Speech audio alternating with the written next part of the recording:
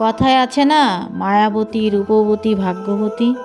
আপনি নারী যেইবতী হন না কেন, স্বামীর কাছে সম্মান আর ভালোবাসা যদি না হতে পারেন, তাহলে কোনো বতীতেই কাজ হবে না। আসলে যেই পুরুষ মানুষের কাছে আপনার সম্মান, ভালোবাসা, যত্ন থাকবে, ওই নারীই ভাগ্যবতী নারী হয়। তবে সব নারীর কপালে ভাগ্যবতী নারী হওয়ার ভাগ্য হয় না। সমাজে অনেক কম নারী দেখা যায় ভাগ্যবতী। আসলে মায়াবতী, রূপবতী দিন শেষে ভাগ্যবতী নারীর কাছেই হার মানে। তারপরও একটা কথা থাকে, যতই আপনি ভাগ্যবতী নারী হন না কেন, আপনার গুণ না থাকলে কোনো ভাগ্যবতী তো কাজ হয় না।